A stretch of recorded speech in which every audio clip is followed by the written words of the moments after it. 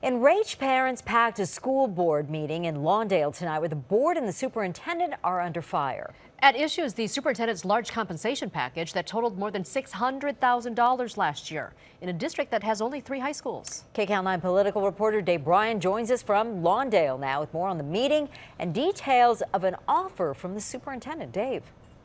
Well, that's right, Sylvia and Lena. The meeting is still continuing now and is likely to go on for hours. There's still a closed session scheduled. They haven't even started yet. For the first time, the superintendent here agreed to make some pay concessions. That is, he will not be taking some of the additional benefits and payments he was making between now and the end of the fiscal year. That's the end of June. But that didn't seem to go over that well with the crowd here, and outrage was in plentiful supply. The only thing that he cares about is this, money! Speaking about the superintendent of the Centinela Valley Union High School District, whose total compensation last year reached more than $660,000, an irate parent angrily threw dollar bills into the air to demonstrate his disgust. The outrage seemed to escalate, even though Superintendent Jose Fernandez announced he would voluntarily give back some of the perks he's been receiving. As a show of good faith, I am agreeing that for the remainder of this fiscal year, I will voluntarily forego a number of my significant payments I am entitled to under my existing contract.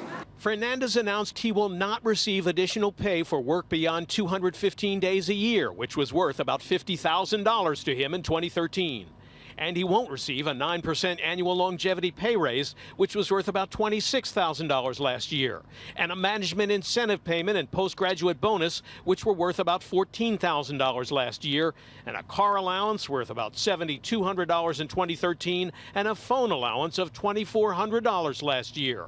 Total annual value of these perks in 2013 was about $100,000. But Fernandez announced he's foregoing these bonuses only for the remainder of the current fiscal year, which runs out in about 4 months. The concessions would only be in effect until the end of the fiscal year. If that's what I thought it was, the fiscal year ends at the end of June. So we're in March, that's 3 months. So that's really minimal.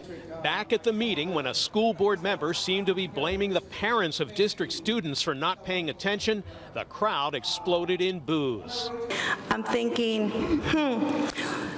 where are you guys? Where's our public when our kids earn nice scholarships, when we recognize them, when they have huge accomplishments, when the teachers are here?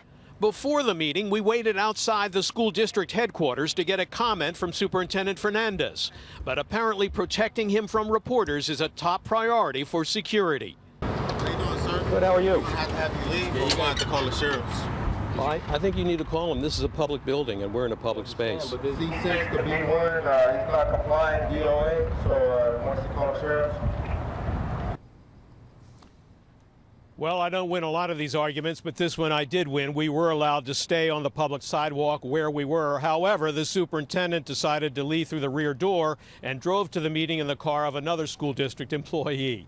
Now, at this hour, as I said, the board's preparing to go into closed session, and board members have announced that they will continue to negotiate with the superintendent for further concessions in tonight's closed session meeting.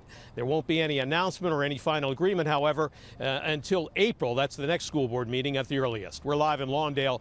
Bryan, KCAL 9 News. All right.